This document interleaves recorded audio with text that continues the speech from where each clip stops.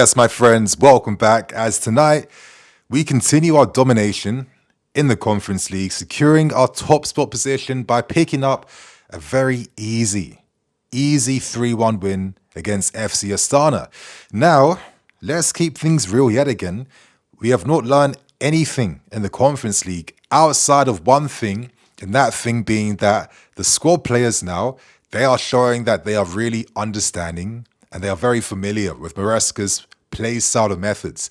That's been the only thing we've learned, because in games like this, there's nothing to take from it, other than the fact that this was an opportunity for Chelsea youth to essentially test themselves out in Europe. And I think one of the things I like about the Conference League, I was saying it on stream, but it does feel like this is like a Chelsea what-if season. Like, what if we were playing in the Conference League? How would things work out? What would we do? It feels like if you had those little like nerdy types of thoughts, we're seeing the reality being manifested this season. But listen, lots of interesting things to discuss, big opportunities for youth players, and I like the fact that Maresca has shown that he will turn towards the academy.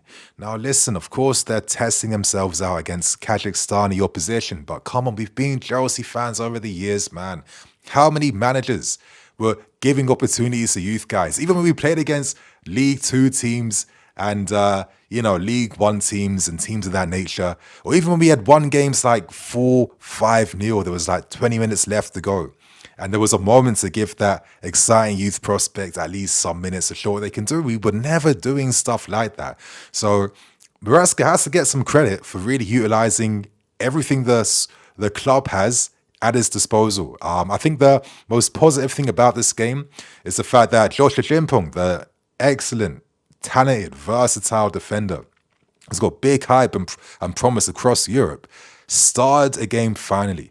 The positive news is that it seems like he is close now to agreeing a contract extension. Yes, there was an interesting conversation around the severity of the club's actions to ostracize him, even though he had a few, years left already on his existing deal. But it's nice to see that Josh now feels, actually, listen, I do feel a confidence here. I do feel like they'll be good for my career's prospects. And I think a lot of that comes from Enzo Maresca, because he's finally the manager to instill the stability that has been lacking at this club for a long time. I mean, you have that stability, it means you can plan for the short term, but most importantly, the medium term and the long term. And players like acheampong, they're the medium to long-term options. And they need to feel like they can have a fair career here, or at least opportunities to show what they can do. So it's nice to see him really easily contain any threat that Astana pose. There was a nice, brilliant little run that he went on in the first half when he just carried the ball in field as he inverted, got past 2 or 3, and looked to try and play that ball across goal to find Mark Guiu at the far post. And, you look at the, attributes that acheampong has. I mean, 6'3", fast, rangy. He can play in a back 4, back 3, invert, overlap, play deeper, play further forward. Like, this is the type of blank canvas that you can do a lot with. And when you have a lot of insecurity around the availability of Reece James, Malo Gusto, if you're acheampong, you'll feel like maybe I can do something here. And at least in a manager in Maresca, there's a fairness in regards to my possibility for game time. So that was the biggest positive in this game for myself. But outside of that, we saw a few interesting things. But before I discuss that, let's discuss the goals very quickly. I think one of the other positives today was Mark Guiu. Felt for him as the game went on, though, because my lord, did we really just completely just like step off the gas. And maybe it makes sense, the conditions bitterly cold. The pitch was just getting worse and worse. It was deteriorating every minute. And it's like a 3G pitch, right? It's icy conditions. It's probably not optimum conditions to play in. And you think to yourself, I don't want to force getting injured or doing anything stupid in a game like this today. So I can respect the drop-off, on top of the fact that a lot of these guys haven't really played together like that. But at least we killed the game off where it matters. That was the first half. And I thought Mark Guiu took his goal very well. I love how he carved his run to the channels on the right-hand side. And then the next smart thing he did was then position his body in front of the defender. And a lot of times that is coached towards, like young strikers and forwards to do that because you're in control then. Because you're now forcing the defender behind you to potentially give away a penalty if he's desperate enough to try and save the situation from an unsavable situation. So I like that Guiu had that. Then he had the composure near the end. So just slot the ball around the keeper at the near post and you thought to yourself, yeah, that is a nice, great start to this game. And things then got better when 4 minutes from his first goal, I thought at the time watching the game that he had maybe made it 2. You later find out it was actually an own goal, I think, rewarded to the Astana player. I think his name is Maro Chicken, or whatever like that. Maybe I'm wrong at the time of recording, who knows. It was a shame, but I like the fact that Guiu was alert. He makes sure that he's an option and he's still alive in the 6-yard box. He gets in front of his defender.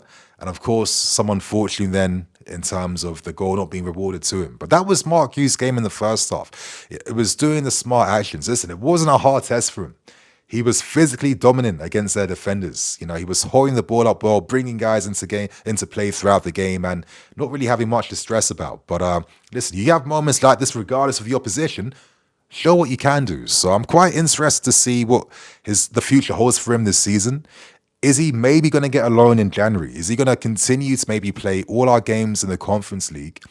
Maybe have a shot at being one of the highest scorers in this competition and maybe push on and get more sub minutes in the league. Maybe push on and get more domestic cup games. That will be the big challenge and test for Guiu. But there is a very interesting player here at our disposal. I think that's very safe to see. Outside of that, then, of course, we see Renato Veiga from a set piece from a corner, cushioning it down very easily. And then I guess maybe, the goal, the consolation goal scored by FC Astana. It does also highlight that Veiga is not completely ready. I think I've said this a few times. It's not hate, it's not criticisms. But obviously, I think the goal that we conceded was his fault because his body position is all wrong. Like, who was that defender that would get constantly just rinsed out all the time? I forgot if he played for us or a rival, but his body shape is always on the sides. I know Vega's thinking, protect yourself against a potential overlap, but you're just kind of allowing the player to take a very easy shot on goal now because you've given him advantage from that situation. So push the ball to his striking foot, and he's boosted his chances of scoring now. I feel like it's those little details that reminds me that Veiga isn't ready yet to be like that number one guy in the Premier League or even like the number 2 right now. I do think that the Conference League, and this is the thing I've actually really liked about it, if you're Veiga and you've made the step up from mid-table obscurity in Switzerland and you're finding yourself at a club that is trying to get back to the big leagues, to really assert yourself, to find that confidence in your game. Having the Conference League is perfect, especially as you're adapting to playing the inverted role, a position that you're a bit familiar with, but not really mastered. And there is now a competition which allows you to get regular minutes nearly every few weeks now or every month to be able to continue to grow your understanding of that system. That's what I like about the Conference League. And that's one of the other small positives that you see, that players are coming to grips in terms of things that's expected from them under Enzo Maresca. So outside of the goals, of course, a few little small talking points. Tyree George today, listen, the kid's young, and I think when your minutes are inconsistent, you're going to have moments where you force things more than you should. I felt at times I'm still waiting for him to show what he can do with his shooting because this guy's got a great shooting technique. The pitch didn't help him at times in terms of it bobbling quite a lot. But I think maybe the action, he's doing the thing that young players do, which is fine. And that is maybe taking extra touches more than you need to. If he was playing hypothetically every game for us at the start of the season to right now, I'm sure he irons out a lot of that, but he's not playing all the time. And obviously, he wasn't necessarily perfect, but I thought his combinations with himself and Carney and Veiga on the left were good. Maybe at times put the cross in when you should have. Maybe at times not always be too predictable, looking to play the cutback pass into the box. But, he still shows he has the talent and there's more to come from him. And that's the thing to remember. I like that we saw a lot of guys, Harvey Vale, who's been very good in the PL2, too good for that level. Shame he's still there. He came on to play in a more advanced position. We saw acheampong start the second half straight off the bat, and he had a few moments where he dropped the shoulder, showed his pace, put the burners on down the flanks. The unproduct with the cross wasn't always there. Again, you notice, especially in the second half, how shots was bobbling, passes were bouncing, players were off balance a lot when they're trying to take strikes across, whatever. It is what it is. But, you know, it was nice to see him. And of course, I can't forget, finally, Maresca. He got like maybe 50 minutes to show what he can do.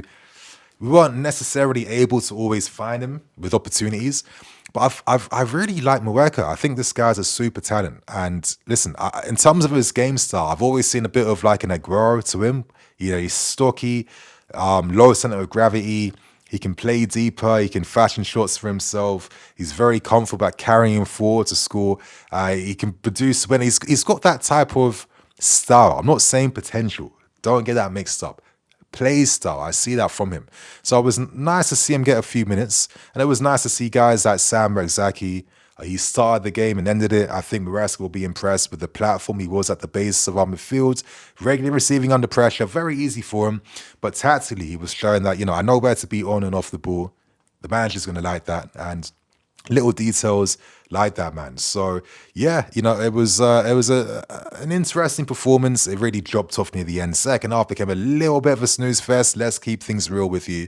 But obviously you know, it was nice to see a lot of the PL2 team and academy guys being given minutes, and it's nice to see the manager having confidence in them to actually give them minutes to show what they can do, to impress. Obviously, conditions weren't perfect traveling this far when you have a Prem game coming up. In these weather conditions, it's not easy, right? You know what I mean? But, you know, with the help of the experienced guys, I thought incredibly easy games for Toast and Disassi. I thought Dewsbury Hall, in my opinion, might be our best player today. You know, a lot of 1-2 passes. Assist for Veiga, made a lot of things happen. Unlucky not to get a goal right near the end with his shot. Can't each of make a feel for this guy too. You know, he needs to move on. Rumors are AC Milan might be securing him on loan. He wasn't bad today. You want to see more, and that is essentially just a goal or an assist.